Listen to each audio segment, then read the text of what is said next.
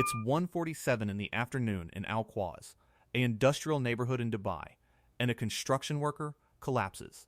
His skin isn't sweating anymore. And honestly, that's the part that should terrify you. When the sweat stops, it means the body lost. It means your core temperature is climbing past 41 degrees Celsius. Your organs are basically cooking from the inside.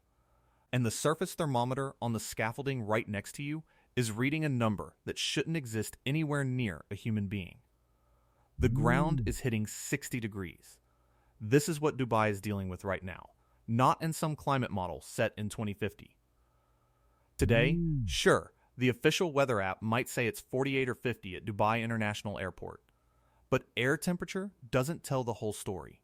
The number that actually matters to your skin, blood, and brain is what happens when that dry desert air hits radiant heat bouncing off glass towers, asphalt, and sand. On a car dashboard in the marina, people have logged 70 or 80 degrees. On the ground where a laborer kneels to lay tile, 60 isn't an anomaly. It's just a regular Tuesday.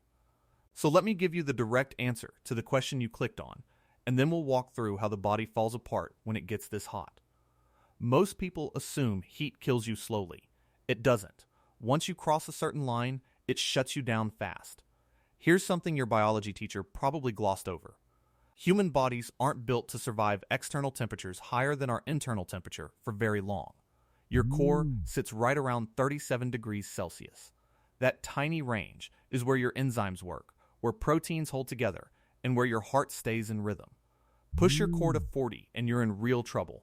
Push it to 42 and the hardware literally begins to melt. Proteins start unfolding in a process called denaturation. It's the exact same chemical reaction that turns a clear egg white, solid white in a hot pan. Your brain cells are that egg. Now, put someone in 60 degrees surface heat and watch how the body panics to save itself. Your first line of defense is sweat. You have millions of sweat glands and in extreme heat. They can push out 2 liters of water an hour. When that sweat evaporates, it pulls heat away from your skin. That's basic cooling physics, and in a dry desert, evaporation works fast. For a little while, it keeps you alive. But there's a brutal catch for anyone working at noon. You lose fluid way faster than you can drink it.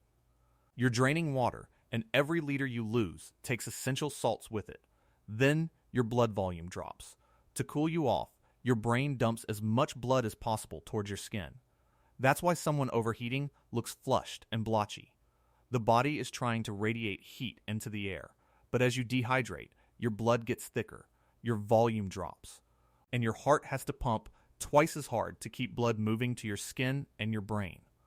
Your heart rate spikes to 120, 150, even 170 beats a minute while you're just standing there.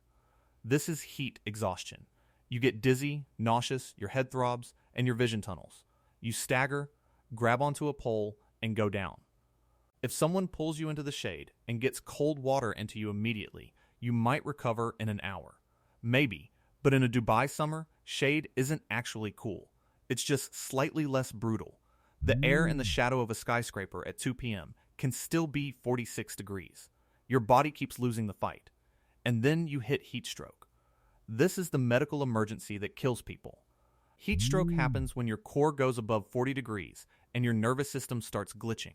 You get confused, your speech slurs, you have seizures, or you pass out completely. But here's the detail people get wrong. In classic heat stroke, you stop sweating. Your skin becomes bone dry and scalding hot. Bystanders find a worker on the ground, see that he isn't even sweating, and assume he's just tired. But that dry skin means the cooling system completely crashed. The thermostat broke, and there is nothing left to block the heat. At a 41-degree core, your brain begins to swell. Brain cells are incredibly delicate, and neurons die fast under extreme heat. That confusion isn't fatigue, it's brain tissue dying in real time. Once that starts, you have minutes to fix it. At 42 degrees, things get graphic. Your gut lining breaks down. Your intestines usually act as a tight barrier against bacteria, but severe heat cracks that barrier open. Toxins from your gut leak straight into your bloodstream. Your immune system detects this and goes into full panic mode, triggering a massive inflammatory cascade similar to severe sepsis. Your blood vessels start leaking.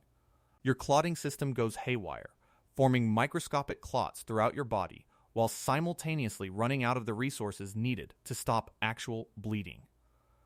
Doctors call this DIC, or disseminated intravascular coagulation. It means you are clotting and bleeding out at the exact same time. Your kidneys collapse from lack of blood flow. Your muscles break down and leak a protein called myoglobin into your blood, which clogs what's left of your kidneys. Your liver fails. Your heart, beating at absolute maximum capacity, gives out. This isn't just one organ breaking, it's a domino effect. By the time it fully kicks in, even an ICU team with ice baths and IVs has a hard time saving you.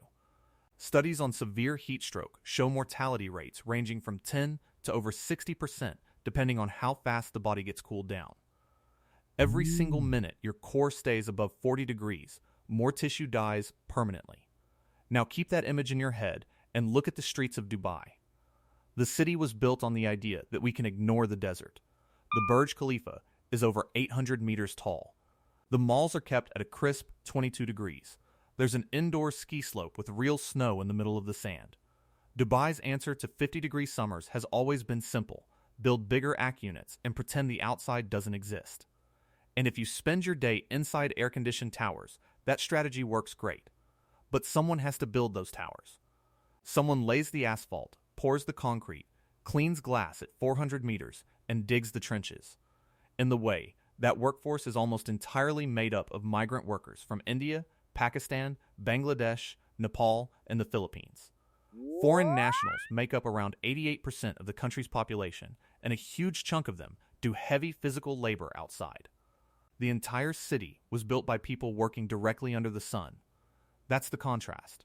You have refrigerated luxury built on top of a workforce that has zero refrigeration during their shifts. The government knows this is an issue. They have a law called the midday break rule that bans outdoor labor during the hottest hours of the summer. From mid-June to mid-September, no one is supposed to work under direct sunlight between 12:30 and 3 p.m. That law came after years of international pressure and reports of workers collapsing, and it does help pull people out of the absolute peak sun. But think about what that law actually means. It's a government admitting that its natural environment is lethal to humans for 2.5 hours a day, 4 months out of the year.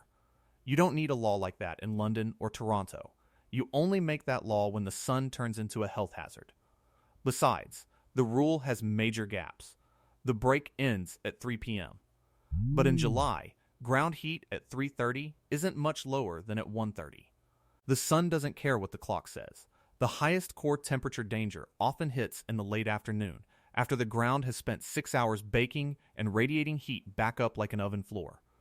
A worker stepping back onto the site at 3:01 p.m. is standing on pavement that's still 55 or 60 degrees. The law says it's safe. The physics says it isn't. Then factor in humidity. Dry desert heat is bad, but at least your sweat can evaporate. Dubai sits right on the Persian Gulf, which gets up to 35 or 36 degrees in late summer. That warm water pushes massive amounts of moisture into the air. When humidity spikes, evaporation slows down. Your sweat stops working. You can be dripping wet and getting zero cooling effect because the moisture just sits on your skin instead of evaporating. Scientists track this using something called wet bulb temperature. It measures the coolest temperature your skin can reach through sweating alone. Human biology has a hard wall here. A wet bulb temperature of 35 degrees Celsius is considered the limit of human survival. Past that point, it doesn't matter how fit you are, how much water you drink, or if you're sitting still in the shade. Your body physically cannot shed heat. Your core temperature will rise, and you will die. A healthy young person resting in the shade cannot survive prolonged exposure to wet bulb 35. For a long time, researchers thought wet bulb 35 was a future projection for the year 2100. But when scientists reviewed historical weather data, they discovered we've already crossed that line in brief spikes. And one of the primary locations was the coast of the Persian Gulf. Places around Jebel Ali and the Wuay coastline have already hit conditions right at the edge of human tolerance.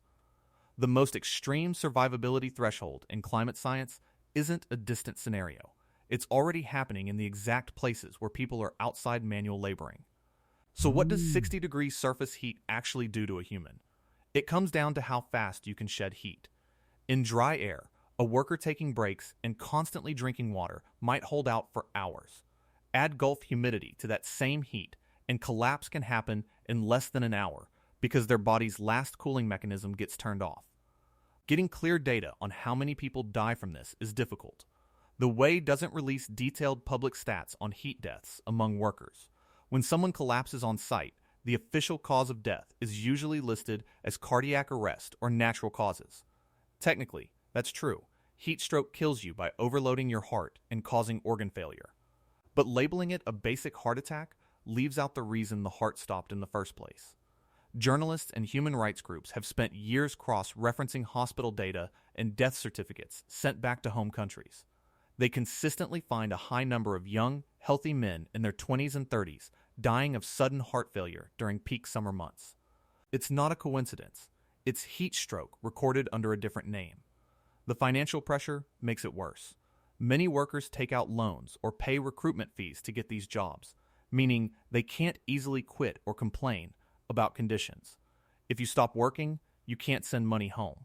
So workers push through headaches, dizziness, and heavy fatigue long past the point when they should stop. The warning signs of heat stroke arrive at the exact moment a worker feels the most pressure to ignore them. A typical day shows how fast this builds up. At 6:00 a.m., work starts. It's already 34 degrees, but manageable. By 9 Wello, it hits 40. By 11 Wello, the surface heat is extreme, and your body is running its cooling system at maximum capacity. You need to be drinking half a liter of water every 20 minutes, but that's tough to do when you're pouring concrete or moving steel. The mandatory midday break offers temporary relief at 12:30. But resting for 2 hours in 46-degree ambient air doesn't reset your body to zero. It just stops your core temperature from spiking further. When workers return at 3:00 p.m., they start the hottest part of the day already dehydrated and heat-loaded. Their baseline core temperature is elevated, and their thermal reserves are lower than they were in the morning. Meanwhile, the ground surface is sitting at 58 degrees. This is why collapses cluster in the late afternoon. Heat stress accumulates over time, accumulating in the body like water behind a dam until it overflows.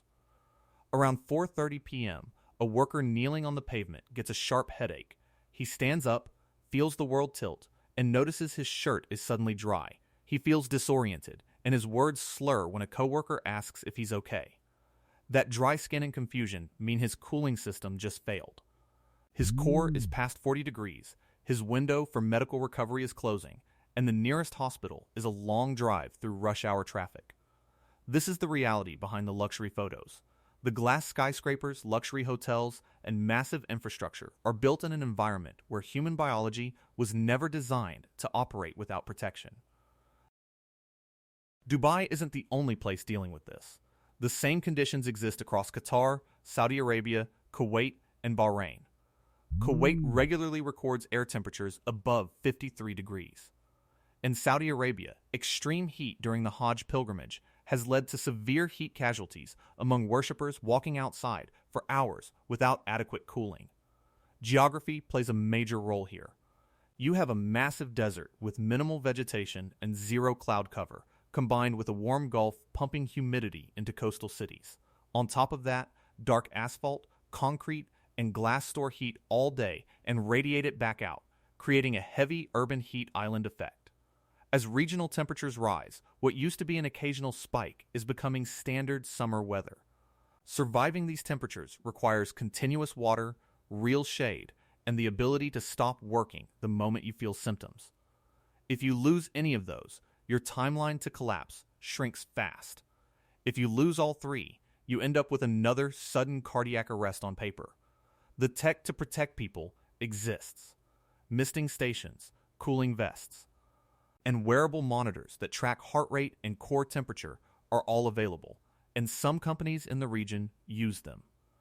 The mandatory brake laws have made a measurable difference compared to 15 years ago, but a brake law that stops at 3 p.m. doesn't fix a 58-degree surface at 3:30 p.m. A cooling vest on one site doesn't help the team working down the road, and mislabeling heat deaths makes the core problem harder to track and resolve. Human biology hasn't changed. At a 42-degree core, your proteins break down. At wet bulb 35, sweat stops cooling you. Those physical limits are fixed. What's changing is the ambient environment around us, warming fastest in the places where we ask millions of people to work outside every single day. Dubai built an incredible indoor world to defeat the heat. But the big question for the coming years is what happens to the people working outside, standing on scaffolding and pavement that hits 60 degrees in the afternoon, sweating right up until the moment the sweat stops.